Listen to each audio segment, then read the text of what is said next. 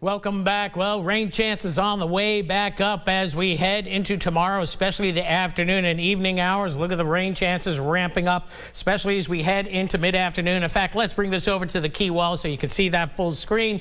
And again, you can see just about everybody going to see numerous to widespread rain and some embedded thunder as well. The white line, Morgan City, seeing the lowest rain chances, but still in a pretty healthy category. Bottom line, though, it looks like we get a little bit of a break heading into Friday afternoon, but more rain's on the way for Friday night into Saturday morning. It's going to be a soaker for sure. So here's the setup. We have this upper level low that was out in the Pacific. It's going to bring Pacific air with it, so not much colder air behind the system. And there's another one stacked up here south of Alaska. That's going to be getting into the mix. We have our subtropical jet stream that's getting ready to get active. Right now it's just shooting some high-level cirrus clouds our way. Meanwhile, the lake effect winding down in the northeast, and in the west we're starting to see all the winter weather advisories, winter storm warnings, and then winter weather advisories for the higher terrain of Arizona, New Mexico, and southwestern Colorado, and that's all going to be impacting us down the line. Right now, though, it was a pretty nice day. Some high-level cirrus clouds coming in, thickening as the sun is setting,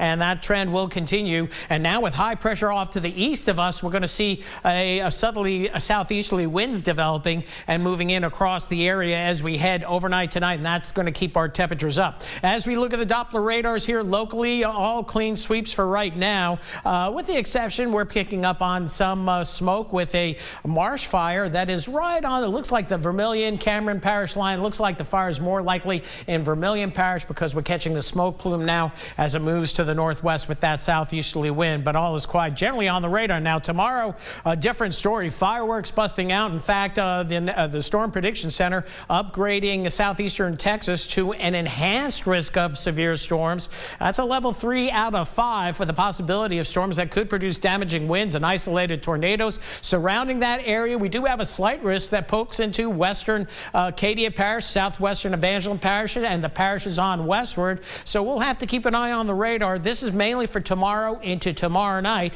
Notice the rest of Acadiana in a marginal risk, and that carries into most of Friday as well, at least the early part of the day.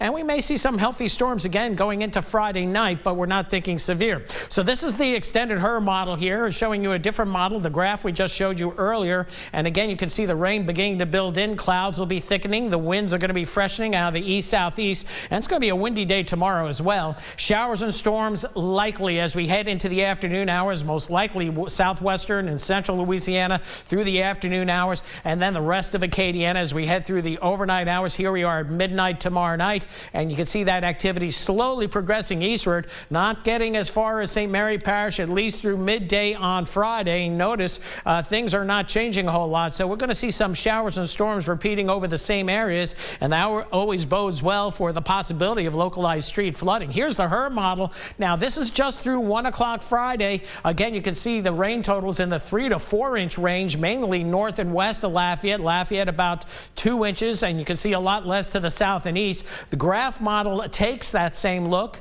and we'll stop it at 1 o'clock tomorrow afternoon, or Friday afternoon rather, and you can see same hotspot areas, 3 to 5 or better, north and west, and then you add the additional rains going into Friday night. Everybody sees at least 1 to 2, upwards of 2 to 4 for some, and maybe isolated amounts more than that. And we even look at the big model, the global model, the European model, has a stripe of rainfall, heavy rainfall, maybe a little bit farther to the south, but we pay attention more closely to the short-term models now, but it backs up what the short-term models are telling us, that a big soaking is certainly on the way. On top of that, we have a coastal flood advisory for Cameron Parish's winds. The winds will be gusting into the 30, perhaps 40-mile-per-hour range, especially Cameron Parish. So there's going to be some inflow, and it's going to be gusty throughout the afternoon. Winds gusting over 30 into tomorrow evening, and then they'll die down as we head into tomorrow night.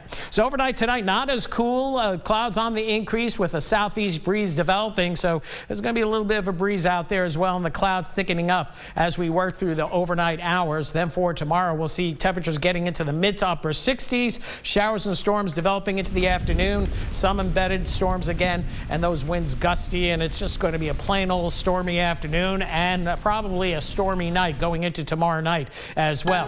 Here's the 10-day forecast. We're looking at temperatures pushing 80, believe it or not, on Friday after 30s this morning, and then rain chances staying high, 60 to 70% daytime hours, but we're going to go go about 90% for Friday night.